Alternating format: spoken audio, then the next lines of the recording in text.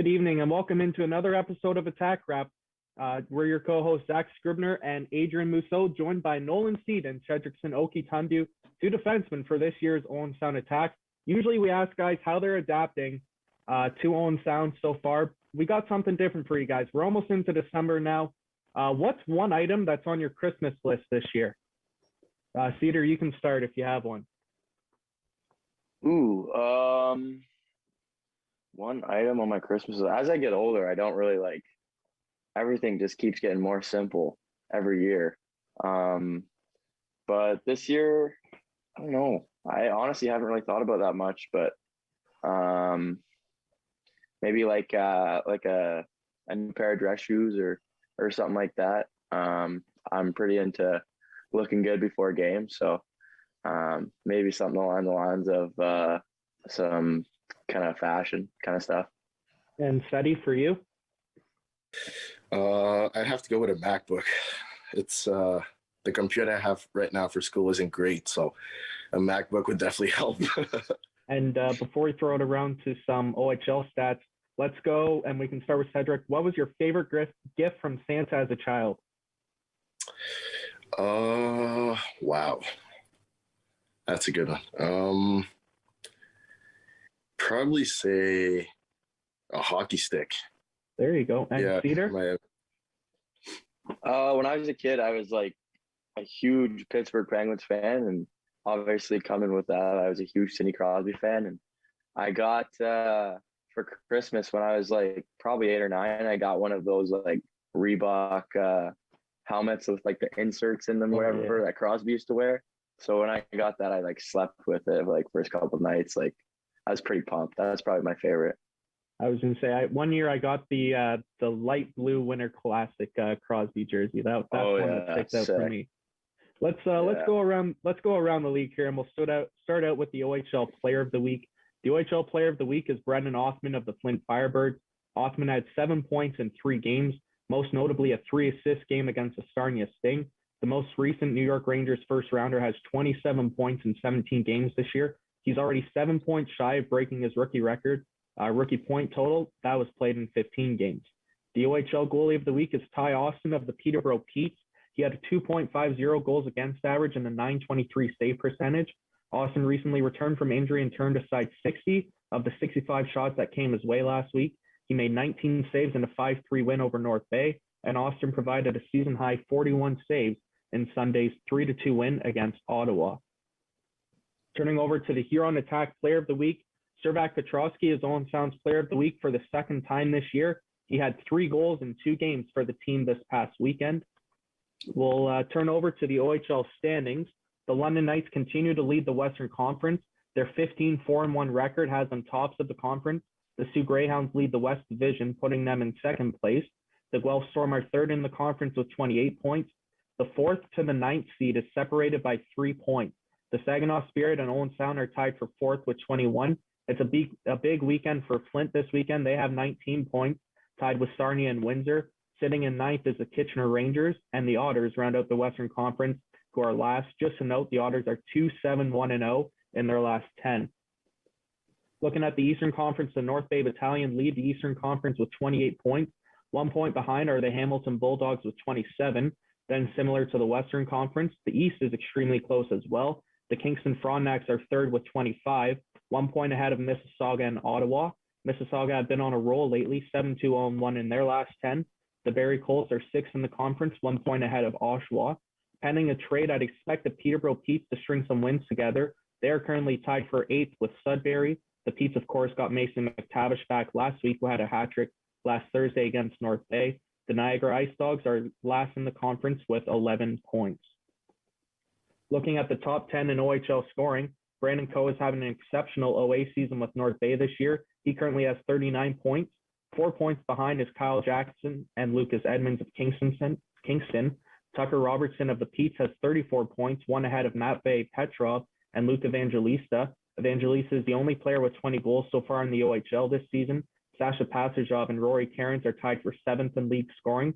This is the lowest Passagov have been in the top 10 in weeks. Emmett Sproul is currently on a 19-game point streak, putting him 9th in league scoring. There's a few players tied for the final spot. Ty Cartier, Jan Misak, and Tanner Dickinson. And we have a new scoring leader here in Owen Sound. Looking at the attack top 10 in scoring, Denny Gore is now leading the team in scoring with 20 points, 10 goals, and 10 assists. Andrew Parrott is bumped down to second with 18 points, 17 of those being assists. 1 point behind Andrew is the recent attack player of the week, Cervak Petrovsky. Ethan Burrows is fifth in team scoring, 1 point ahead of Cedric Gandon. Gavin Bryan is seventh with 11 points in 17 games. Colby Barlow's 9 points has him eighth in team scoring, 1 ahead of Sam Sedley. And rounding out the top 10 is guest Nolan Seed. On to the CHL team of the week. Leading the forward ranks, Calgary Hitman left winger Sean Churgo, who tallied 8 points, counted 4 goals and 4 assists, coming in a pair of contests. Also up front, Rouyn-Noranda Huskies veteran left winger Samuel Johnson, who notched 8 points, counting 1 goal and 7 assists through a trio of games this past weekend.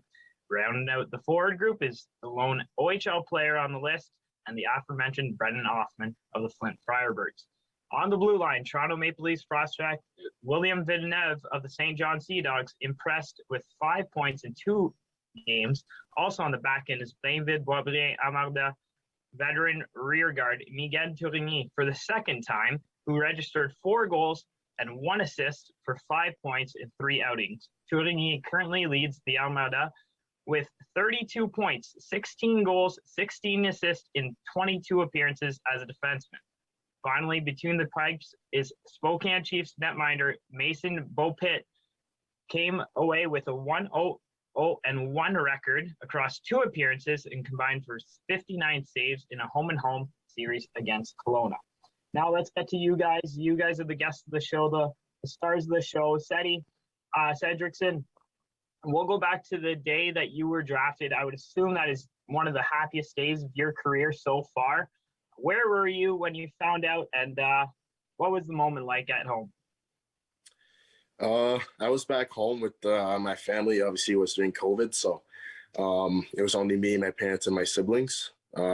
Just living room around the TV, watching the draft go on. And one of my teammates there in Waterloo that plays on Saginaw now, Evan Klein, got drafted 75th overall. So obviously our team group chat went crazy, and I was texting him, and next thing you know, I just hear my entire family start cheering, and my mom started crying and jumped on me, and I looked at the screen and I saw that I went that 76-1 sound, and yeah, it was just a lot of weight off my shoulders. It was a pretty stressful couple of weeks before with all the interviews and everything around the draft, but once I saw my name there, it was pretty surreal, that's for sure.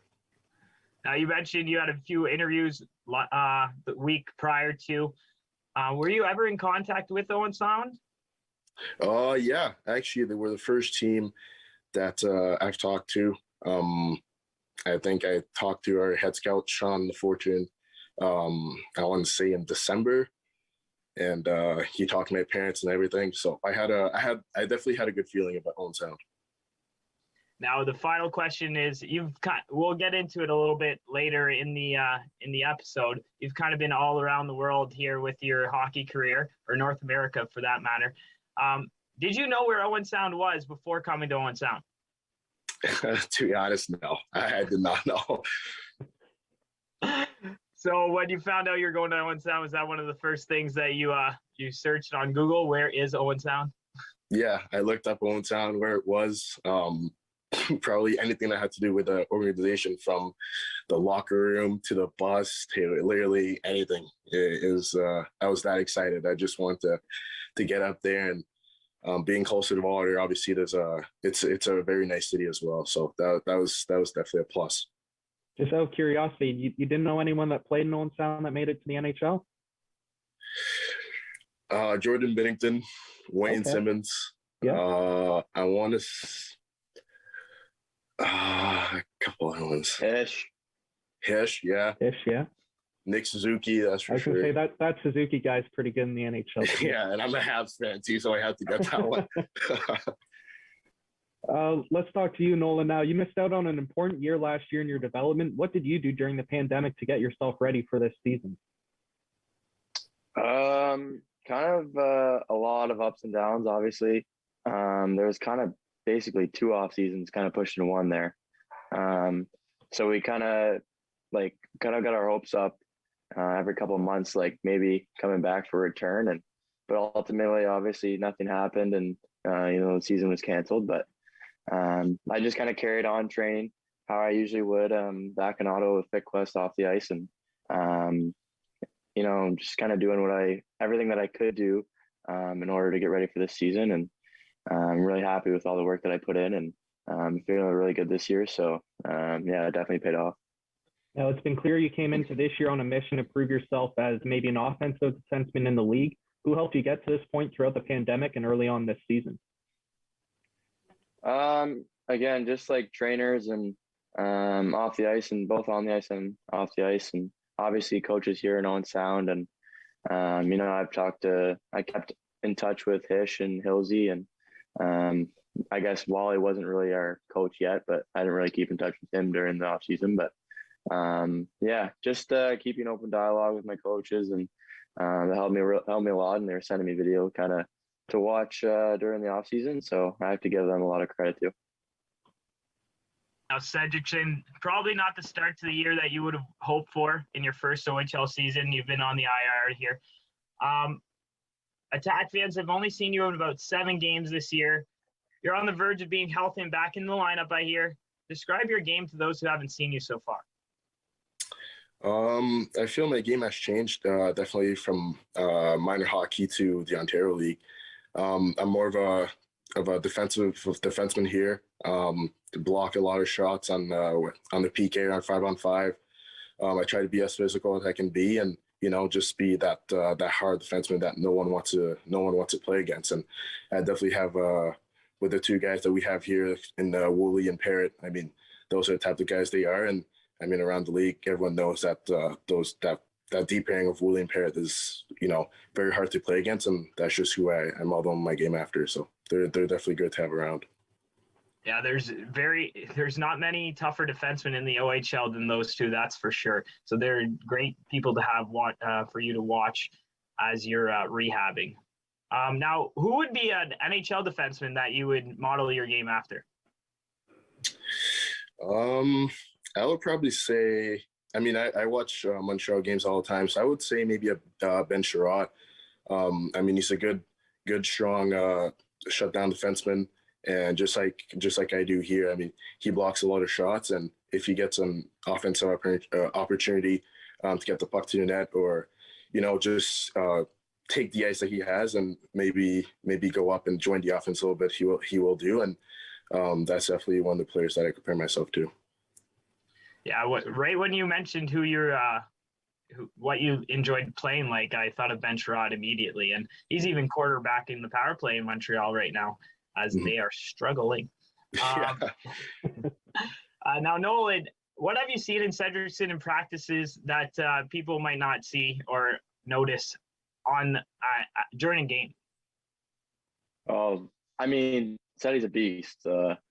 He's not easy to knock off the puck, and I really admire how hard he's worked to try and get back into the lineup. That's obviously not hard, or not that very hard, like going through an injury, how young he is, and definitely sucks for him. But I really admire his work ethic, and he's doing a really good job. We can start out with you, Nolan, and you kind of mentioned it there. Both of you guys have been out with injuries this season, yours being a little bit earlier on in the season. How did you guys manage to stay positive throughout the recovery process? Yeah, honestly, it was really tough. Luckily, when I had my injury, I missed about 6 weeks, but it was still preseason. So, the team wasn't traveling that much. So I was still able to kind of get into the rink and see the guys. So that helped a lot, just like staying in the flow of things and interacting with my teammates, even though I wasn't able to go on the ice for 4 or 5 weeks or whatever it was. So I think that was huge, just kind of being in the mix. And I still felt like I was part of the team just because the team wasn't really on the road. So that was obviously huge for me. Now, Cedricson, same for you. And you and I were basically watching Saturday's game beside each other. And the first thing you said was, man, I wish I was playing tonight against London this past Saturday. Yeah, I mean, watching games from the stands, it's definitely tough. I mean, you want to be out there, and especially Saturday. I mean, it was we had a big crowd, and it was a very tightly matched game, and those are the games you want to be there and make that play. And when my injury, it's been tough, that's for sure. Just being out in the first, I want to say, week or so.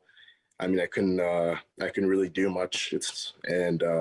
Until I want to say 2 weeks ago, I couldn't work out or skate or do anything at all. So that was definitely the toughest part, just kind of being away from the team and not being able to take part of, the team workouts after practice or just being on the ice at all. So yeah. Now, Nolan, let's compare the last OHL season that you played in to this one. There's a lot more rookies in the league this year, obviously. Do you notice anything different in the style of play or even the pace this season compared to the previous one that you played in? Obviously it's obviously still a really good league. And as you get older, everything just kind of seems to slow down just a little bit every year. And obviously I didn't get to play in my third year, so it's hard to kind of compare. Like, obviously in my second year, I feel a lot comfortable more in my fourth year than I did in my second. But the league is just, obviously, like you said, getting younger. Like, there's 2 years of rookies as opposed to one. So, but like I said, like, obviously there's new players coming in each year, and they're all talented hockey players, and they're playing in this league for a reason. So, obviously the league is still really good, and there's a lot of young talent that is, kind of pushed the pace this year. Now, we're going to do some throwbacks to minor hockey here in a bit, but let's throw it all the way back. And Cedricson, we can start with you and then go to Nolan. How did you guys start playing hockey, and at what age? I would have to say 3 years old. Not far from where I live, we have a outdoor rink, and my stepdad, being the biggest Habs fan out there, got me up there and just put the skates on and started skating, and I fell in love with it right away. And we were lucky enough that with his business, we get free tickets to Ottawa Senators game. So whenever Montreal would be in town, we would always be there and get to meet some players. I met PK Subban at a couple occasions, so that was pretty fun. So yeah, really, since a young age, I fell in love with hockey. And Nolan, for you, when did you start playing hockey? I believe I was 3 or 4. I think I was 3. I think I started a year kind of earlier than everybody else did, because I had to play an extra year of initiation or Timbits, whatever they call it now. But basically just my dad's side of the family and my mom's, they all grew up playing hockey. And, my dad has a big family, he has 9 siblings, and they all played hockey growing up. So it just kind of, in our family, we all just grow up and play hockey. So I kind of got an early start, and I have an older brother who played. So obviously every kid wants to just do what their older brother did and what their dad did. So just got into the game that way, and obviously loved every minute of it. We'll throw out our first trivia question here for a pair of tickets to Saturday night's game. Name 2 attack players from the Ottawa area. I believe there's 5 of them on the team, if I'm not mistaken. So anyone from around the Ottawa area will win you a pair of tickets to Saturday night's game. Call in to Mark Perry, and if you get the correct answer, then you'll win a pair of tickets to this Saturday's game against the Flint Firebirds. Now, Cedricson, before we talk about California, let's throw it back to the Waterloo days, and this year let's compare what's the biggest difference between the lifestyle of a minor hockey player and an OHL player. In the OHL, obviously, where the schedule is very, very, very busy. We're practicing every day. Depending on our schedule with games, we're working out, I want to say, maybe 2 or 3 times a week. And plus we have to, you also need to think that us younger guys, we still have school, right? So, we have to balance school and hockey, sleep. So it's definitely a lot. In minor midget in Waterloo, obviously we had school, but it's not like we were practicing every other week like we are here. So it's definitely different, but I've been enjoying it and just looking up to the older guys and see what they're doing. And obviously they have all the experience. So it's definitely been good to watch like guys like Cedar and we sit together in the locker room. So it's been good. Out of curiosity, did you turn? Okay, there we go. I didn't know if you turned your camera off there or not. Yeah, sorry. Now, over the pandemic, most guys went overseas to play in Europe. You had a different experience where you spent some time playing hockey in California. First off, what was the experience like off the ice? Did you get to do many tourist activities? Maybe do some sightseeing? Did you spot a celebrity too around California? When I was in California, I was in a city called Fresno. It's about, I want to say, 3.5 hours from Los Angeles. So we couldn't really do much because of COVID.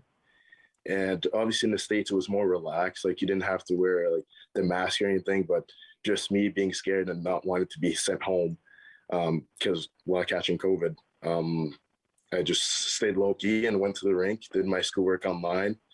But no, we didn't really do much. We had a couple road trips. We played Las Vegas, so we would be there. On the bus, you would see the T-Mobile Arena and the football stadiums and the hotel where there was the shooting in Las Vegas. So we got to see all those things, but I just tried to stay as safe as I could and not go out too much. But the weather, I mean, it was great.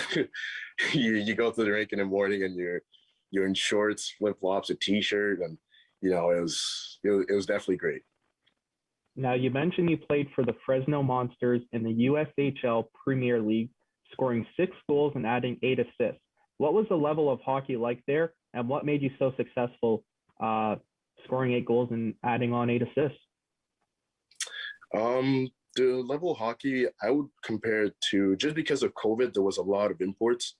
Like on our teams, I want to say we were probably 7 or 8 guys from Quebec only. So there was a lot of guys that were drafted that went up there. And the level of hockey I want to say would be probably junior B. But yeah, I mean, I got there and I played.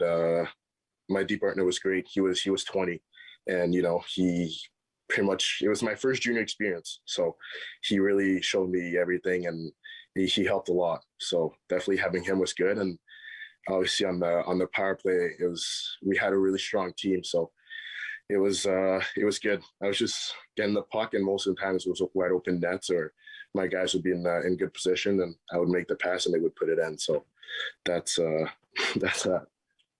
Sounds like good prep for the OHL then.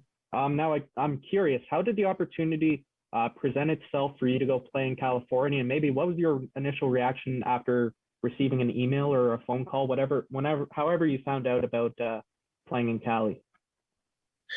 Yeah. So my agent, Serge Baye, he has a lot of contacts in the States.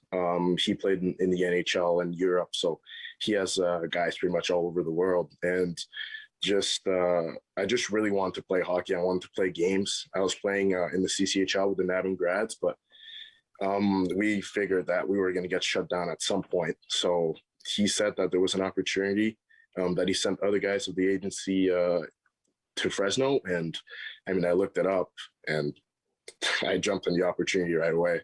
I mean, I got to play, I want to say around 20, 25 games.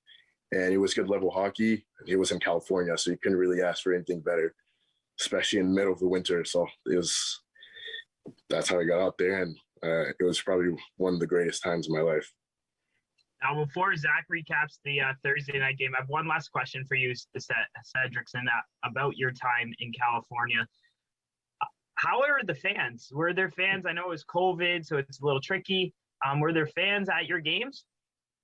Not really. No, that was one of the things that fans weren't allowed. It was only billets, but there was definitely a couple of fans that would go through the back door and try to watch the games from a corner. But just because of COVID and the regulations, obviously they had to be removed.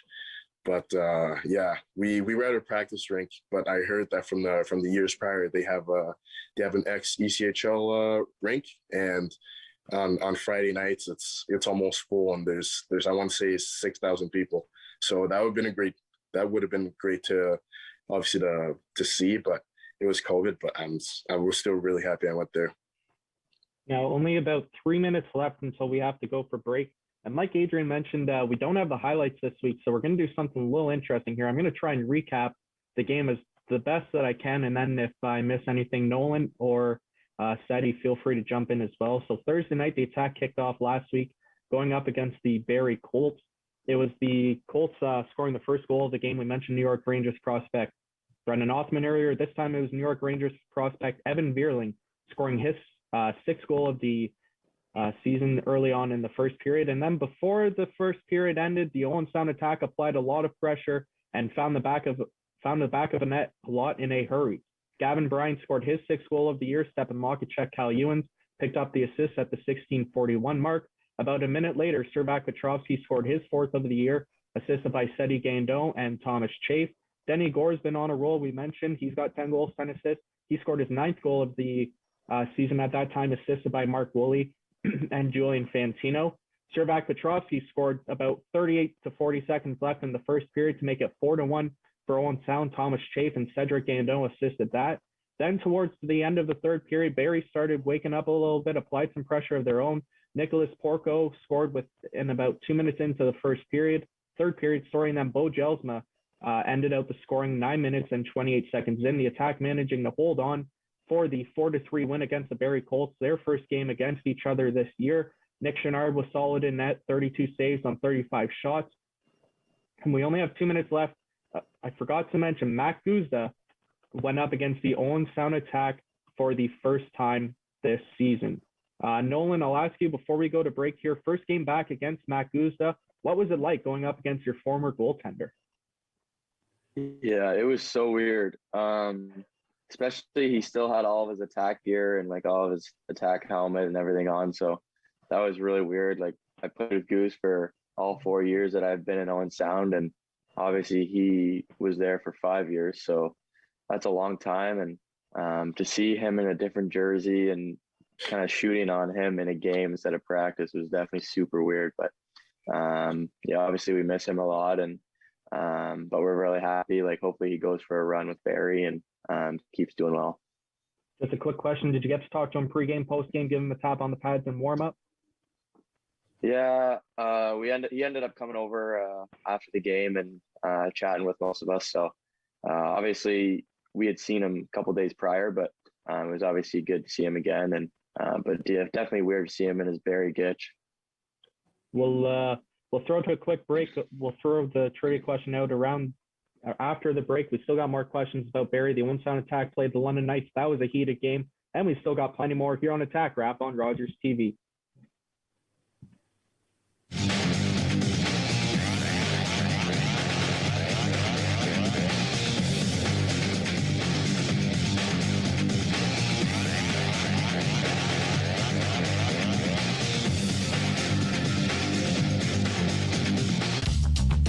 This program is brought to you by Ignite TV. Now you're in command. Visit Rogers.com for more details.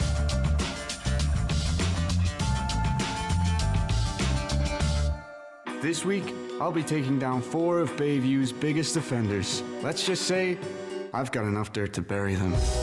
Nobody at the school would get called out for anything if it weren't for me. Simon? Jesus, he's allergic. I don't think he's breathing. Want to help? They think one of us did it. Wasn't it an accident? Detective Wheeler has a couple questions. Everybody here hated him. One of Us is Lying, all new, Wednesdays, only on W.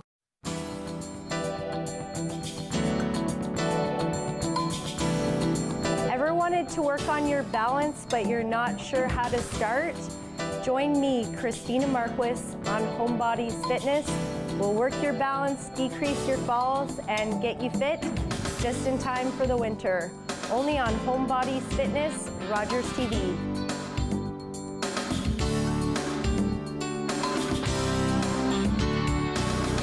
Focus better. Partner better. Sleep better. Breathe better. Love better. Work better. Friend better. Unwind better. Everything gets better when you get active.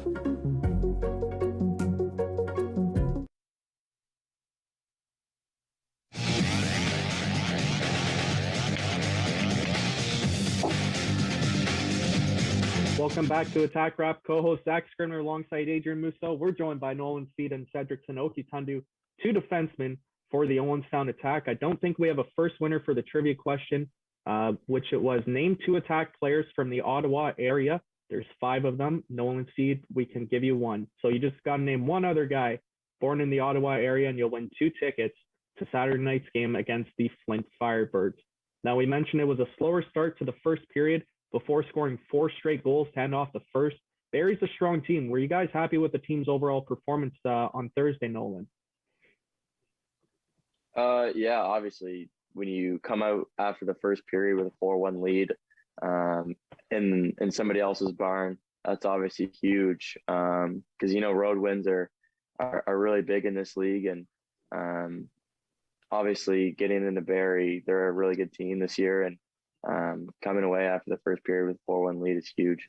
And, we kind of took the foot off the gas pedal a little bit in the third period, but I thought we did a good job of recollecting ourselves and, ultimately holding on and winning the game in the third. Now, this question will go to both of you, but I'll start with Nolan because you played in the game. Thursday, you guys had to, and many other games I've noticed this year, you guys have been playing with 7D. I know Cal Ewens plays a little bit of forward and defense and listed as a defenseman, but is that something that you find difficult playing with 7D? Yeah, for sure. Obviously, kind of unfortunate. We've had a couple injuries up front, and we kind of have a lot of guys on the back end. But yeah, it sometimes kind of depends on the game. If there's a lot of penalty kills or power plays, sometimes the flow of the game is thrown off a little bit. But ultimately, it's our jobs to kind of stay locked in and be ready for when the coach calls our name. And but yeah, it definitely makes it a little bit more difficult than when there's 60 and you kind of know who you're going out with every shift. And but yeah, it's not too bad. I would assume that your answer would be the same, Cedricson. Yeah, exactly. I mean, for sure, sometimes it's hard. Just you don't know who you're going out with. But with the decor that we have, I mean, you can play with anyone, and it's not like you feel worried about anything. And I mean, we have guys like Perry or Wools, Chibukov, Steiner, Ewens, and so we have a solid decor. So whenever you go out there, it doesn't really matter. But it's for sure challenging sometimes not knowing who you're going out with. Now, what does Jordan Hill do to make sure that everybody gets their touches, everybody's in the game? Yeah, I'll start. I think Hillsy's great. He's obviously so good with us, both on and off the ice. He's been here all 4 years for me, and I'm really thankful for the relationship that we've created so far. And he does such a good job of kind of getting everybody their touches, and whether that be a practice or in games. He's done an awesome job so far, and I can't thank him enough for how much he's helped me so far in my 4 years here in Owenstown. And just one final question about the 7 defensemen. Like you guys said, you'd prefer to play with 6 defensemen, obviously. But I was listening to a podcast once, Spin Chicklets, and Ryan Whitney mentioned that he'd rather play with 5 defensemen than with 7 defensemen. What are your thoughts on that, Cedricson? I just saw you roll your eyes. I mean, that's definitely a lot of ice time, but I've never really played high-level hockey with only 5 defensemen. I'm sure in the OHL that'd be a hard thing to do, but and everyone has their own preferences. So that if that's his thing, that's his thing. I was just going to say, with your motor, Nolan, I'm sure that you would be willing and able to play with 5D for 60 minutes. I'm all over that. I'm all over it. Funny you say that, because I think London played with 5D Saturday. I saw a tweet, one OHL team played with 5 defensemen recently. Wasn't it London? Yeah. Yeah, it was London. I was so jealous. Now, Cedricson, I got a question for you. While recovering from your injury, you're on the iPad keeping track of who's on the ice for the team. Is there a player you feel that might be under the radar this year who doesn't get as much recognition as they should? You can name two or three if you got more than one. Yeah, definitely. I mean, I would say probably Bryant, to be honest. I mean, we don't really talk about him, but he's defensively is really solid. I mean, and obviously he's a rookie and he's playing on the penalty kill and he's blocking shots and he's just there every time. And same thing with Petrovsky. He's really solid defensively and he can put the puck in the net. But recently, really, I feel like Thomas Chafe, he's really popped out and he's super aggressive on the forecheck. And even in practice, I mean, they dump the puck in and you see Chafer. He's not the biggest guy in the world, but I mean, he has a lot of fight. So definitely those three guys, I feel those, you don't really talk about them, but they have a big role in the team. I was going to say, it's funny you mentioned that. I can't remember the last rookie I've ever seen skate as fast as Thomas Chafe. He can forecheck on the PK and then get back and probably not even be tired at all. So those are two really solid answers. I've really been impressed with both of them so far. Now, both of you have the pleasure of billeting with another teammate. Before we get into the odd and interesting things that they do around the house, how's life at the billets been so far this year? We'll start with you, Nolan. Oh, that's awesome. I might be biased, but I definitely have the best billets in the league.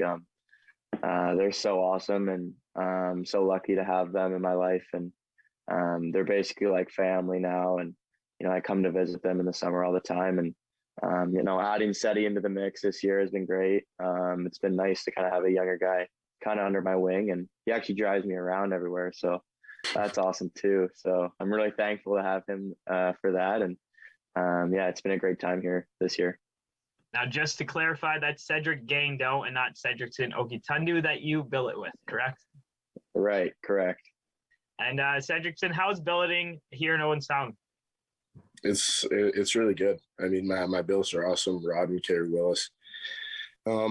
Really, they are already like family, and I've been here for maybe 3-4 months max, and they do really everything for me. I mean, obviously I do my own laundry, but sometimes we'll go on road trips and you'll come back and, let's say we come back from London or something and it's 2:30 in the morning and your laundry's done and you just come home and your sheets are right out of laundry and they're still hot. So they stayed up to make sure that when we come back home, that really it's a good night of sleep. And I mean, they do that for us all the time. And it's been great. And adding Andrew Perry in the mix. I mean, he's, like I said, he's 20 and he's been in this league a long time. He has a lot of experience, and we always talk about hockey and about the little things, and it really helps me out for when we go to the rink.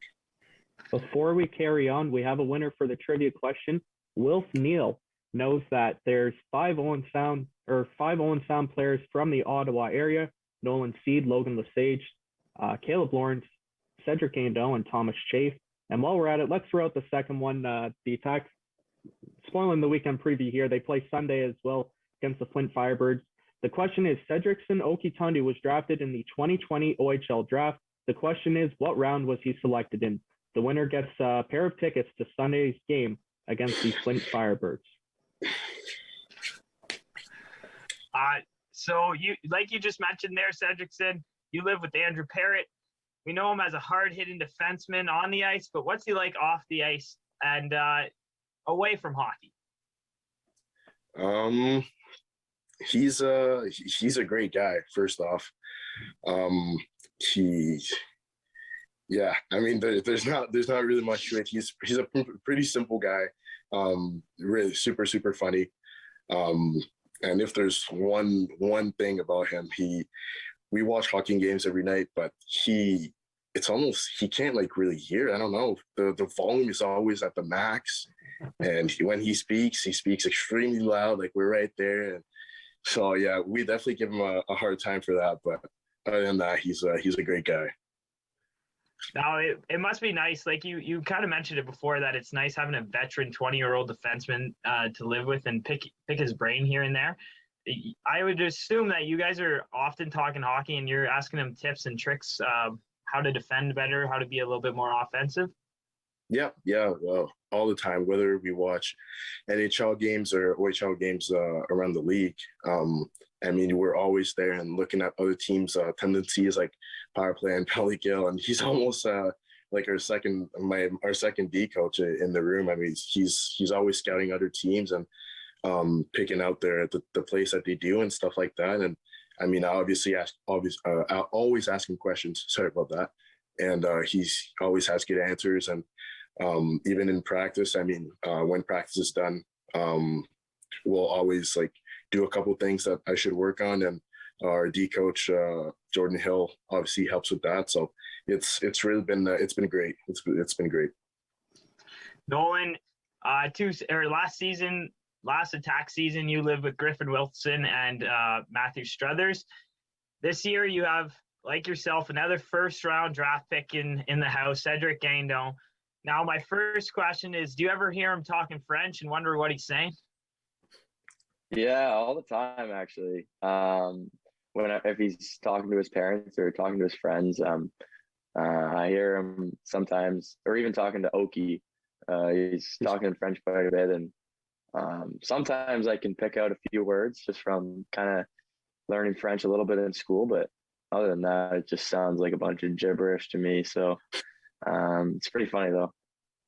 So other than speaking French, what may be one thing that he does a little weird or odd around the house? Well, I was told that he kind of threw me under the bus a little bit when he was on, saying that I had an addiction to spinach. So I might have to throw him under the bus and kind of put out his addiction to chocolate milk out there. He drinks pretty much 2 liters of chocolate milk a day, it seems like. So yeah, I'll just kind of throw that out there. Obviously it tastes good, but I know if I was drinking chocolate milk, I wouldn't look very good. So if I was drinking that much at least. So, but yeah. Now, does he ever come up to you for tips or tricks about the OHL? Every once in a while, but I think it's also a little different too, just because we obviously play different positions. So we don't have like as much common, like obviously like Oki and Parrot do. You know, I know he speaks with Matchy quite a bit, just because he can probably relate to him a little bit more because they both play forward. But yeah, whether it be just stuff to pack on the road and stuff like that, I've obviously been an open book to him, and he's been great, and I've loved having him with me at Pat and Kelly's. Now, one last question about your billet parents. I'm a referee with your billet dad there. Does he ever say you shouldn't have done this on the ice, or does he question your game a little bit? No, he's usually pretty positive. But Pat, if you're watching, you got the green light. Kind of let me have it if I need to. But no, they're awesome. I'm so happy that I've been able to live with them, and you know, they're obviously really good people, and I'm so happy that I'm part of their lives and they're part of mine. We'll throw a recap to last Saturday night's game at the Bayshore against the London Knights. What a game it was. We'll save what everyone probably remembers about that game for last, because there was a hockey game that happened on the ice, and it was absolutely incredible. It's always incredible when the London Knights and Owen Sound attack get together, and Liam Gilmartin kicked off the scoring, 4:46 into the first period. Antonio Stranges made a beautiful play on the heel of his stick that somehow got through a few attack players, and Liam Gilmartin ended up finishing it off. His 5th goal of the year was the only goal scored in the first period. Denny Gore scored his 10th goal of the year, assisted by Cedric Guindon and William Portocalis. Luke Evangelista ended up scoring his 19th of the year to make it 2-1 just about 5 minutes after that. In the second period, 2 minutes after Luke Evangelista's goal, Cervak Petrovsky scored an unassisted goal at 9:16. 6 minutes later, Colin Smith scored his 11th of the year to make it 3-2 for the Knights, assisted by Luke Evangelista and Brett Brochu, the starting goalie for the London Knights. Cedric Guindon scored just about 2.5 to 3 minutes left in the second period, his 4th on the year. And then Ethan Burrows scored the go-ahead goal about 4 minutes into the third period, his 6th of the year, assisted by Logan Lesage and Denny Gore. Just as time was winding down and it looked like the Attack were about to get their first win of the year, against the London Knights, Luke Evangelista spoiled the party. He scored with just about 3 or 4 minutes left, which was his 20th goal of the year, assisted by Gerard Keane and Isaiah George. The game wasn't solved by overtime. It was solved by a shootout. I honestly can't remember who scored every single goal, but I can tell you that the London Knights won 5-4 Saturday night against the Bayshore. Now, one thing that happened, it was Brody Crane's first game back against the Owen Sound attack ever since his hit on attack captain Mark Woolley. Madden Steen dropped the gloves early on, the first of 3 fights in the game. Cal Ewens ended up fighting, as well as Julian Fantino. Now, Nolan, when you see Madden Steen fighting Brody Crane early on, Mark Woolley seems to have the team's back. When you saw Steen drop the gloves, what goes through your mind when you see the rookie drop the gloves sticking up for the captain? Yeah, that's awesome. All of us we were loving it on the bench. Coaches, staff, all the boys obviously loved it. But honestly, I thought all three guys kind of stepping up in a tight, kind of like a playoff atmosphere there. I thought that was awesome. Cal Ewens, credit to that kid. He's not the biggest kid in the world, that's for sure. And when I was 16 years old in the OHL, I certainly wasn't thinking about fighting. So for him to step up and to do that after taking a pretty big hit in the second period, it's unreal. Kudos to him. 3 1-goal deficits that you guys overcame and eventually took the lead. Just speak a little bit on Owen Sound's ability to battle back this year. A game that comes to mind recently against the Sarnia Sting as well. Seems you guys have that never quit attitude this year. You want me to answer that? Yeah, sure. Yeah. I think our coaching staff has just done a really good job of, always keeping us in the game. And, Wally, him coming in this year, and he's the best. Off the ice, he's all of our best friends, and but he also demands a lot out of us. And I think everybody has a ton of respect for him and the rest of our coaches. And when he's asking us to kind of bear down and kind of pick it up, like, we all take that to heart. And I think that's exactly why we kind of have that never quit attitude. There's been some emotional games this year against Kitchener and London. Do you guys like the schedule of playing them so often? We'll go second. Yeah. I haven't played much, but I want to say of the 7 regular season games I've played, I want to say probably 4 of them were against London. So, yeah, they're obviously a hard team to play, and there's always a couple big hits and things like that have happened. But, I don't mind it. Obviously it sucks that we don't get to go back home and play in Ottawa in front of family and friends. But, it's totally worth it, having those games and just how heated they get. It's great. And especially with the fans in the building, it gets pretty loud. So, yeah, it's definitely amazing. Now, before we go to the John Morris interview with Jordan Hill, how have the games been for you, Nolan? Just in general? Yeah, or the rivalries, sorry. Yeah, honestly, they've been really good. I thought the way the schedules has formatted has been good. Like he said, it's obviously kind of tough luck not being able to go home and play. And also, like, my best buddy growing up is Kyle Jackson on North Bay, and I keep hearing all the time how good North Bay is. So if we were able to play them once and just kind of quiet him down, I think that'd be nice. But obviously it's really good playing against Kitchener and Guelph and London. But if we could get a stab at North Bay or be able to kind of go back home and play, that'd be awesome. Now, like I had mentioned, now we have an interview with John Morris and defense coach Jordan Hill. Thank you, Zach. Standing by with the assistant coach of the Owen Sound attack, Jordan Hill. Jordan, we're going to sum up the week here, just the 2 games for you, a little bit of a lighter schedule this week before you go into 3 weekends in a row with 3 games, including next weekend. That's a 3-3. So we'll start on Thursday. And Barry, how did you guys approach that game? Obviously a little bit different. You're going up against a guy that you know very well in Matt Guzda, and a trade that went down just over a week ago, and facing him this soon, I'm sure, was a hot topic around the dressing room. Yeah, no question. I think guys get up playing their buddies like that. Obviously, Goose is a guy that's been around a long time. You know, luckily, I think we know a few spots we can put the puck on him. But at the end of the day, we showed up against a good team on the road and did a great job getting 2 points. You guys went down in that game early, 1-0. How much did you like your team's response late in that period? Obviously, you leave the first with a big lead, but just the fact that you were able to tie it up and get some momentum back before the start of the second. Yeah, no question. A testament to a lot of our guys, especially like you said. I think we were 1-0, 4 minutes left, and then we ended the first 4-1. So it was good. Obviously, we always talk about shift after goals, and that was a big response there after obviously potting a couple.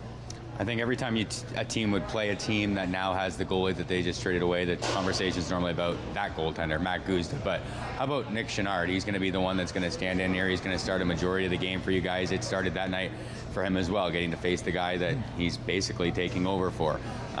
He had a good game that night. I thought he was really good tonight. How much have you liked his game since coming back from injury now that he's a little bit older and I'm seeing more of him compared to when we saw him 2 years ago? Yeah, Nick's been great. That's, I know, honestly, a big reason why we were available to move Goose. Obviously, you know, we're looking at our situation. We had three good goalies, and Nick's done a great job stepping up and playing some big games for us again tonight. You know, held us in the first period when we didn't really show up, I thought, in the first.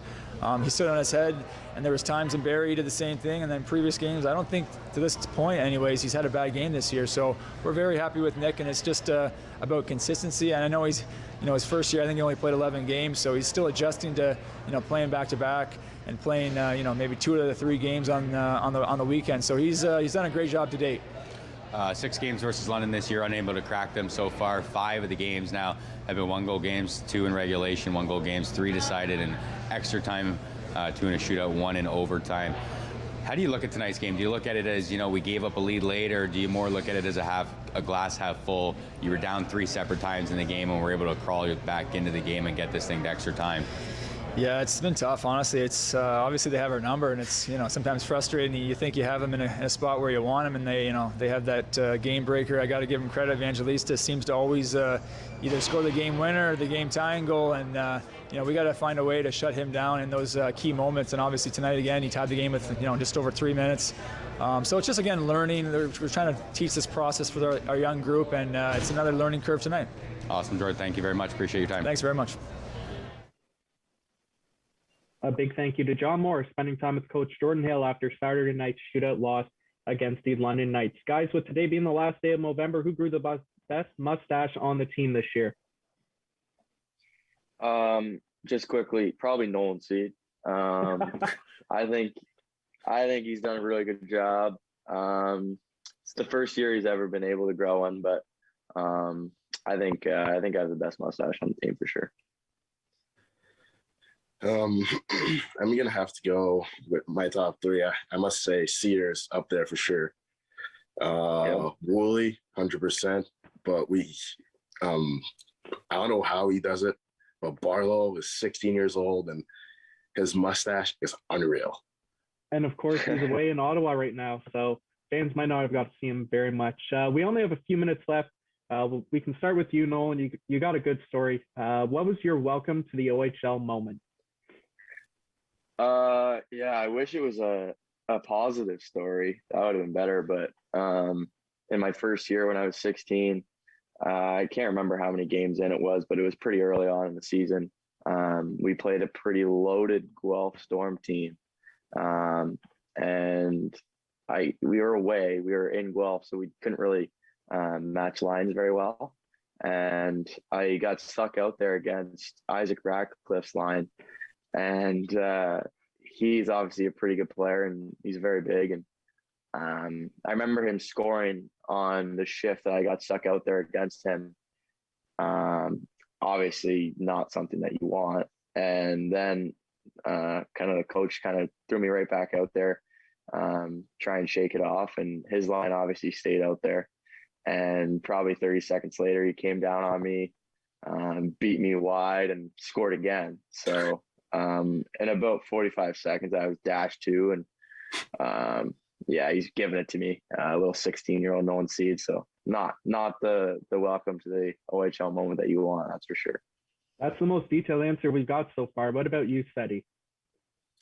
Probably our first preseason game in Barrie. Get there, I mean, game's going well. and I think it was in the third. Just regular breakout, and I go in the middle, miss my pass right to, I'm not sure who on Barry it was, but right on the stick in the slot, total pizza, and he just goes bar down. And that was pass, yeah, so that was a tough one for sure. And then the worst thing is Skills, he's like, no, stay on, shake it off, kind of like Cedar. And I end up taking a penalty like 10 seconds after. So yeah, that was tough. That was a tough shift. I think the toughest part about that shift is you didn't get credited with the assist. Exactly. Sick pass, though. The sick pass. All right, it's time for a little game we like to call What's in the Hat. I got my attack hat here. Got questions inside of it. I'm gonna pull it out. Give me the first question or first answer that comes to your head. All right. We'll start with Nolan, then we'll go to Cedricson. First question. Oh boy. What's your favorite food? Recently shrimp. Not shrimp, sorry, sushi. What am I talking about? I thought you were gonna say spinach. Cedricson? Steak for sure. All right, next question. What's your number one superstition? To try and not have them. I have so many superstitions. It's bad. Like, I try not to have them depending on how the season goes, but it's same thing as Cedar. Try not to have them and not to worry about them. All right, 2 more questions. What's your go-to late night snack? Oh, geez. My trainer watches this, probably no good, but lately I've been eating like cereal, which is no good at all. But most of the time it's like yogurt granola with some fruit. I have to go with cereal too, but I'm not as healthy. I'd say Frosted Flakes. All right, and the last question. Who is your celebrity crush? Oh, Lord. I have so many, but I'll give you, right now it's Olivia Culpo, Christian McCaffrey's girlfriend or fiance, whatever she is. I'll just go with, I'm not even sure how to pronounce her name. I think her name's like Corinna Koff or something. There we have it. Another episode of What's in the Hat. Guys, we had about 40 questions for you guys, and we might have gone through 15. A big thank you. We're going to have you guys back again. Next week, we got Colby Barlow and Nick Chenard. I believe it's the second last episode before we go into the holiday break. Thank you very much for joining us, guys. We didn't even get to do a weekend preview. Best of luck this weekend against Kitchener and Flint. Thanks for having us. Appreciate it. Thank you. Thank you very much.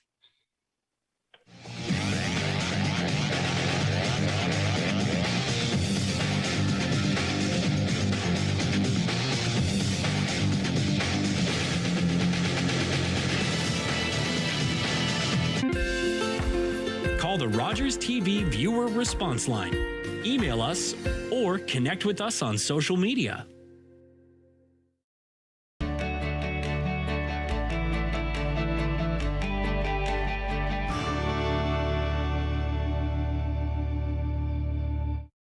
Hello, I'm Liz Dowdswell, Lieutenant Governor of Ontario. In 2008, carbon monoxide, a deadly invisible gas, killed an entire family in our province. That tragedy led to a new law requiring homes with potential CO sources to have alarms. John Gignac's family members passed away that day, and he shares his story to save others. Please make sure you have working CO alarms in your home. Protect your family today.